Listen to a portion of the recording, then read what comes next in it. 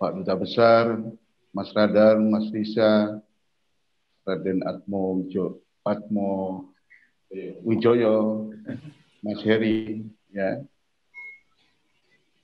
Saya ingin menyampaikan yang pertama, optimisme itu menjadi salah satu latar belakang manusia atau suatu bangsa mampu bertahan di muka bumi dalam kondisi apapun dan kapanpun. Ini perlu kami sampaikan karena sebagian besar dari kita tentunya sudah memiliki sebuah pandangan masing-masing terhadap perjalanan bangsa dan negeri kita ini, khususnya sejak abad ke-14, karena ini menyebut Nusantara, maka rujukannya adalah Supa Amukdipalapa Gajah Mada 1336 Masehi, itu Pak Eri ya. Jadi sejak abad ke-14 sampai hari ini, dengan pandangan dan pemahaman kita secara objektif dan subjektif masing-masing, kita punya referensi bahwa negara kita ini hampir secara menyeluruh, bukan hanya di dunia kebudayaan, khususnya terkait dengan pola pikir, pengetahuan, pola perilaku, juga produk-produk kebudayaan yang terkait dengan sumber daya alam kita dan sebagainya. Kita laksana seperti telanjang bulan di hadapan bangsa-bangsa yang lain seperti disampaikan Mbak Risa dan Mas Radar tadi. Namun sebagai bangsa yang besar, dan saya hakul yakin dengan apa yang saya pahami bahwa bangsa Indonesia ini bukan hanya bangsa besar tapi terbesar di dunia. Karena lahir dari sebuah cita-cita bersama dari lebih dari 750 suku bangsa dengan beragam varian perbedaannya masing-masing. Oleh karena itu, kami di Gumrega Bakti Nusantara mengedepankan sikap optimisme sebagai sebuah landasan bahwa hari ini kita semua pada tataran kesadaran utuh dan menyeluruh dan kobaran api semangat untuk kebangkitan bangsa dan negara kita ini. Kita paham di hampir semua lini kehidupan di negeri ini hampir semuanya paradoksal. Negara yang kaya raya, bangsa yang besar mendadak kerdil, kemudian miskin, dan seringkali kita juga dilecehkan oleh bangsa lain, dan terakhir terkait dengan berbagai hal menyangkut harkat martabat bangsa kita. Oleh karena itu, dengan pengalaman perjalanan pribadi dan memimpin beberapa organisasi sebagai Ketua Umum Asosiasi Pedagang Kaki Lima Indonesia tahun ke-10 hari ini, dan sekarang Presiden Gumrega Bakti Nusantara, kami turun gunung dan memiliki referensi yang cukup kuat bahwa hari ini kalau kita tidak segera bangkit, maka dari hulu sampai hilir, negeri kita ini akan dikuasai oleh bangsa asing. Bukan hanya dari sektor ekonomi, kekayaan alam, juga menyangkut persoalan-persoalan infiltrasi kebudayaan asing. Oleh karena itu, yang kedua yang ingin saya sampaikan adalah terkait dengan Nusantara Wave ini. Yang pertama, secara internal ke dalam diri kita sendiri, bangsa Indonesia, harus kembali tumbuh ke asal muasalnya. Harus kembali cinta dan bangga kepada tanah air bangsanya sendiri. Harus kembali cinta dan bangga kepada produk-produk rakyat dan negerinya sendiri. Ini sangat penting dan sangat vital. Walaupun ada budget APBN yang sangat besar, misalkan untuk kebudayaan sekarang 1,5 triliun, kemudian dinaikkan jadi 30 triliun, namun kalau kita tidak mencintai budaya peradaban bangsa kita sendiri, kita tidak mencintai produk-produk kebudayaan bangsa kita sendiri, anggaran itu juga akan sia-sia. Oleh karena itu, tumbuh kembali ke asal muasal sebagai manusia yang lahir di bumi Nusantara ini sangat vital dan harus menjadi landasan dasar. Tentunya kalau saya lahir di Mojokerto, saya pasti cinta Mojokerto, Pak Eri. Kalau saya lahir sebagai orang Jawa, saya pasti cinta orang Jawa. Demikian juga sebagai lahir di bumi Nusantara. Cinta dengan bumi Nusantara dengan segala aspek yang melingkupi Nusantara. Kemudian yang ketiga, setelah kita memiliki referensi masing-masing, seperti Mas Radar menyampaikan, akhirnya timbul sikap pesimistis. Apa yang disampaikan oleh Mbak Risa bahwa bukan sekedar aset ekonomi secara makro, sumber daya alam, namun hal-hal perilaku terkait dengan kebiasaan rakyat dan bangsa kita pun, itu datanya sudah ada di bangsa asing. Ibarat kata ini telanjang bulat begitu ya. Oleh karena itu, menurut saya, ini yang paling penting, kesadaran menjadi bangsa besar, menjadi negara yang kaya raya, tidak boleh berhenti hanya sadar. Tapi harus ditindaklanjuti dengan aksi-aksi nyata, baik itu berupa pengetahuan, berupa sebuah tata kelola. Kalau beberapa waktu yang lalu, tahun 2014 ke bawah, saya sudah menyampaikan bahwa Indonesia ini secara de facto sudah nggak berdaulat secara ekonomi, politik, maupun budaya. Namun itu bukan suatu hal yang harus kita buat optimis, karena bangsa kita ini, kalau tadi Mas Raden Atmowijoyo menyampaikan sebagai bangsa Garuda, kalau saya aku yakin Pak Eri bahwa bangsa Indonesia ini bangsa ayam jago tanah, sebenarnya lebih memilih gugur di medan perang daripada pulang kewirangan dan kehilangan harkat dan martabat kemanusiaan. Namun kenapa sekarang jadi bangsa emprit atau bangsa bebek? Kan begitu pertanyaannya.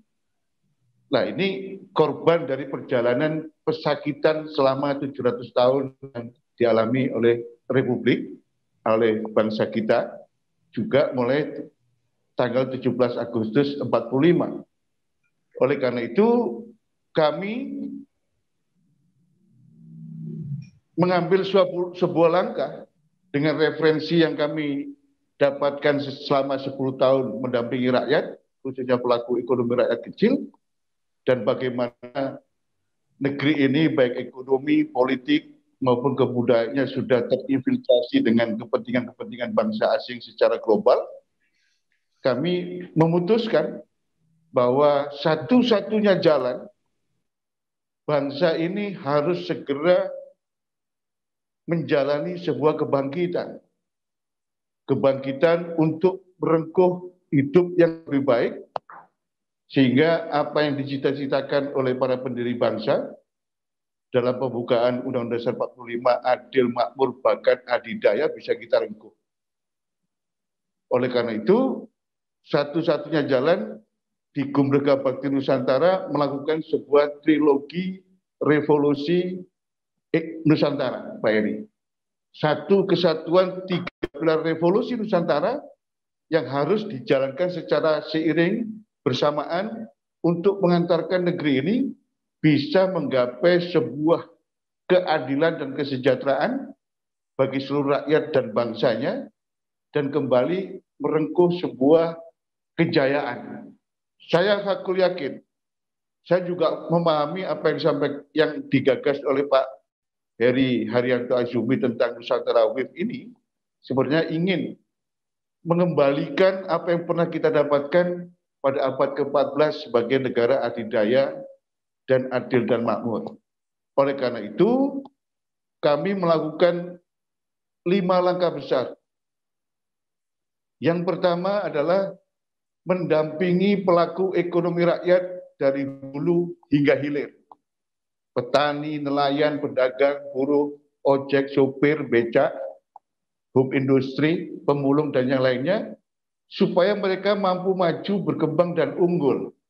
Kalau sudah unggul, mau di-wave-kan ke semua negara di dunia juga kita mampu bersaing dan akhirnya menjadi pemenang dalam persaingan global.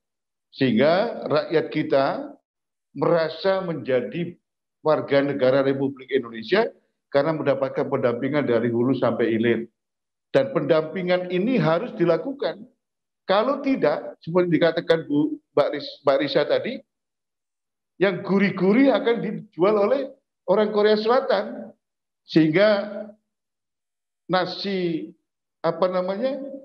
khas Jawa Timur, nasi rawon, kemudian dan yang lainnya itu bangsa kita nggak akan laku karena sudah diinfiltrasi oleh produk-produk bangsa asing. Kemudian yang kedua, yang tidak kalah pentingnya adalah pendampingan generasi milenial penerus bangsa. Kita tidak ingin ada sebuah keterputusan antara generasi penerus bangsa dengan sejarah perjalanan bangsanya di masa lalu. Oleh karena itu, kita siapkan generasi penerus kita ini siap untuk dicetak menjadi pemimpin kesatria dan sejati di bidangnya masing-masing. Mohon maaf Pak Heri Herianto, Republik ini krisis kepemimpinan. Kalau kita mengacu, pemimpin itu tugas utamanya adalah melindungi, mengayomi, dan mensejahterakan rakyat dan bumi yang dipimpin. Hari ini, seperti dikatakan oleh Mas Radar, Mbak Risa, dan sebagainya, yang namanya korupsi itu sudah menjadi hal yang kebiasaan. Ketidakpedulian terhadap nasib rakyat bangsa dan negerinya sendiri sudah menjadi hal yang biasa. Kalau kena OTT KPK, itu bahasanya karena apes begitu, ya. Oleh karena itu, yang kedua, pendampingan kepada generasi penerus bangsa ini sangat vital. Kalau kita gagal, maka resikonya adalah bangsa ini paling minimal tidak memiliki jati diri dan karakter dan eksistensinya hanya terpapan dalam papan nama sebagai bangsa Indonesia. Kemudian yang ketiga yang kami lakukan adalah merawat, melestarikan, dan mewujudkan tatanan nilai budaya peradaban bangsa warisan leluhur Nusantara. Pak Heri Herianto, Mas Umar Hadi, saya pernah ke Bali tanggal 26 Oktober 2018 dan saya mendapatkan sebuah referensi secara faktual di lapangan atas cerita dari sopir Grab, ya, dari Bandar Udara Ngurah Rai sampai ke Istana Tapak Siring. Kenapa Bali itu satu-satunya provinsi di Republik yang adem, ayem, tentrem, kertora harjo, dan jarang terjadi konflik horizontal? Jawabannya sangat simpel. Karena di Bali itu nilai-nilai budaya peradaban dan Tuhannya orang Bali hadir di semua relung kehidupan dan itu dipertahankan sebagai keunggulan dari masyarakat Bali. Demikian juga tadi kata kita singgung di Jepang misalkan. Kenapa Jepang bisa maju? Karena perjalanan sejarah Jepang, peradaban Jepang dipegang teguh dan Tuhannya matahari juga dipegang teguh. Oleh karena itu pemimpin di Jepang itu kalau salah langsung harakiri Pak ini. Tidak seperti di kita. Jadi di Jepang itu yang namanya pemimpin hampir semuanya kesatria. Kalau salah langsung harakiri. Kemudian yang keempat, yang tidak kalah pentingnya dan sekarang ini menjadi sebuah realitas yang semakin hari semakin kasat mata. Kami di Gumrega Bakti Nusantara yang keempat melakukan dan mendorong sikap toleransi dan mencegah konflik antar dan internal umat beragama dan penghayat kepercayaan kepada Tuhan Yang Maha Esa. Maksud kita adalah keberagaman yang ada, baik dari suku, agama, ras, etnik, ini harus saling melumerkan. Bukan menaklukkan antar suku, agama, dan yang lain, tapi saling melumerkan, mengambil sikap arif dan bijaksana, saling merangkul, dan tidak ada yang bersikap merasa paling benar, merasa paling baik, dan merasa paling berjasa di Republik ini. Oleh karena itu, sikap toleransi, kebersamaan, kerukunan antar umat beragama, internal agama dan penghayat kepada Tuhan Yang Maha Esa, ini sangat penting. Karena hari ini gejala-gejala untuk terjadinya konflik antar umat Islam semakin hari semakin kasat mata. Kemudian yang kelima adalah kita ingin mendorong Pak Umar Hadi, tata kelola bangsa kita ini semakin hari harus kita perbaiki. Kita tidak perlu mencari kambing hitam, menghabiskan energi, tapi kita introspeksi diri bahwa selama ini, selama 77 tahun ya, kita merdeka, Indonesia tidak selalu dikelola dengan menghadirkan Tuhan. Tidak selalu dikelola dengan menghadirkan rakyat, tidak selalu dikelola dengan menghadirkan alam semesta Nusantara, dan juga tidak selalu dikelola menghadirkan budaya peradaban bangsa kita sendiri. Oleh karena itu, ke depan Pak Umar Hadi, Bapak yang ada di kekuasaan, harus didorong bahwa tata kelola bangsa negara ini harus ada keseimbangan antara Tuhan, rakyat, bumi Nusantara, dan warisan leluhur kita. 5 hal itulah Pak Eri yang kita lakukan. Saya tadi terenyuh dengan apa yang disampaikan Bu Risa, karena pada tanggal 10 Desember yang lalu di Bogor saya luncurkan salah satu kuliner adiluhung Nusantara, yaitu nyate Marangi. Dan kita punya kekayaan yang sangat luar biasa. Jadi ini yang harus kita bangkitkan. Dan saya aku yakin dengan adanya pandemi corona ini, dengan stay at home dalam waktu 10 bulan terakhir, hati saya meyakini bahwa Tuhan Yang Maha Esa, Allah Subhanahu wa Ta'ala, telah memasak seluruh hati rakyat, bangsa, dan segenap makhluk yang ada di bumi Nusantara ini untuk tumbuh sebuah kesadaran secara utuh dan menyeluruh, kobaran api semangat dan optimisme yang sangat kuat untuk kebangkitan. Dan saya juga hakul yakin hari ini seluruh rakyat menjalani kebangkitan, menyongsong sebuah era keadilan dan kesejahteraan. Sebagai ilustrasi, Pak Umar Hadi, transaksi ekonomi, kekuatan ekonomi rakyat di negeri ini dengan 64 juta unit usaha mikro, kecil, dan menengah, itu sangat besar sekali. Hampir 60% dari produk nasional bruto. Oleh karena itu, pendampingan ekonomi rakyat dikoppelkan dengan kekuatan pengusaha di Nusantara dan disinergikan dengan sumber daya yang ada di negeri ini. Saya meyakini negeri ini akan tampil menjadi salah satu raksasa ekonomi dunia. Oleh karena itu, Trisula Revolusi Nusantara yang terdiri dari revolusi ekonomi rakyat, revolusi pengusaha, dan revolusi teknologi Nusantara dilakukan secara bersamaan. Dan intinya adalah seluruh kekuatan yang kita miliki, baik sumber daya alam, ekonomi, kebudayaan, harus dimasukkan di rumah besar, yaitu Rumah Nusantara. Dan saya aku yakin bukan hanya possible untuk Nusantara Wave, tapi negeri ini akan kembali mampu membangun sebuah bangunan yang sangat kokoh dengan fondasi dasar Bhinneka Tunggal Ika dan Hana Dharma Mangrua, dan akan menjadi tumpuan hidup bagi seluruh makhluk yang ada di bumi ini. Saya juga aku yakin hanya Indonesia, hanya Nusantara yang nantinya akan menjadi tumpuan hidup bagi seluruh makhluk yang ada di bumi ini.